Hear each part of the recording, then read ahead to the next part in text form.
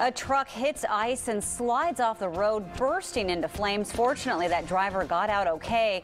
But first, we're following more reports of freezing rain and slick conditions in our area. Welcome to KOIN 6 News at 4 o'clock. I'm Jenny Hansen. And I'm Ken Boddy. And let's get right over to Chief Meteorologist Bruce Sussman. We've had a lot of people out there kind of concerned about freezing rain. Well, that's right. And we've been having it on the western edges of the metro area, out towards Scappoose, some slick roads, out towards Hillsborough, and those of you near Helvetia, out towards Forest Grove. But the moisture is decreasing there, so the freezing rain is ending, but it's still going in Newburgh. McMinnville's had freezing rain, some of the cars getting coated in ice, and that's true as you go south as well, and then all the way down towards those of you who may be taking I-5 south of Albany down through Corvallis. In this entire area, there is some freezing rain as well, so a lot to watch out for. For most of us, though, it is just the regular old rain here down the middle. That includes Portland, well above freezing, and there's the snow over the Cascades. Let's check our temperatures, and you can tell by looking at this map where we've had the freezing rain. At the far west side of town, what happened is some cold air got trapped out there, and you will be warming up in the next half hour to 1 hour above freezing. Still below freezing in Corvallis, but Salem's warm nicely. So until you get into the gorge, we're now done with travel troubles except down in the southern Willamette Valley. Those are the two areas to watch. So what are we tracking for this evening? Most of us are safely above freezing now, and we're going to stay that way. If you still have freezing rain at your house, I think it'll be ending most places in the valley and metro by 5 o'clock. Once it does, your temperatures will begin to pop up and any ice will start to melt. But just a heads up, pockets of freezing rain for the next few hours will continue in the Columbia River Gorge and Upper Hood River Valley. More in my complete forecast in a few minutes. Bruce, thank you. And cold weather may have caused a water main to break, and it shut down a southwest Portland school. That 8-inch cast iron pipe was installed in 1927.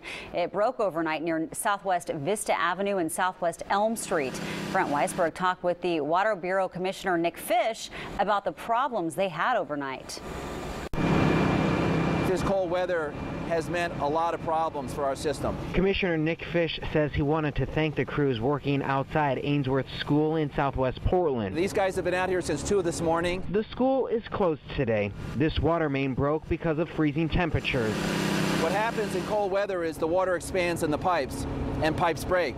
15 homes lost water pressure because of all of this, but the commissioner says there is little his office can do when Mother Nature strikes. The best we can do is sort of do triage.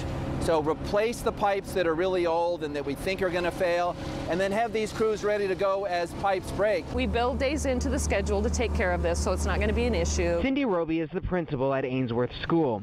She stood outside early this morning to make sure all of her families got the message that school was closed. The kids are missing instruction, of course, but we need kids to be safe. I need everyone to be safe. She says the school will roll with the punches. Yesterday was a snow day. Today there's no school because there's no water, something the commissioner says is a fact of life with an aging infrastructure and cold weather. What we can't prevent is Mother Nature giving us a cold spell like this, and every time it happens, pipes fail.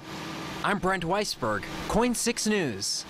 And we just got word this afternoon those repairs are complete. Now, Portland Public Schools is flushing the water system. At Ainsworth School, they expect to have classes tomorrow. Well, a truck hits ice and slides off the road, bursting into flames. Fortunately, the driver got out okay. This happened on Northwest Logie Trail Road. That connects Highway 30 and Skyline Boulevard. That's now closed. That's where that truck slid off the embankment. Now, rescuers say this was just one of many crashes they've seen because of the slick conditions. Sally Showman is there and shows us what happened. The accident happened about a half a mile from where I'm standing up this road, but it's just too dangerous to get any closer. You can easily see how it would have happened. Snow-covered roads along with rain coming down on top of that snow, and then steep hillsides on either side of the road. This story could have ended much worse. At about 12:30 this afternoon, the CenturyLink truck slid off the side of Logie Trail Road. The driver had the peace of mind to dive out of his truck before it rolled 100 feet downhill and then burst into flames. If he hadn't exited the vehicle and he was the only one in the vehicle and he had been trapped, this would be a different story. The roads are so bad, the tow truck that came to retrieve the truck lost traction and slid into a bank. Fire trucks had to use icebreaker chains to start moving again. Logie Trail Road remains closed tonight.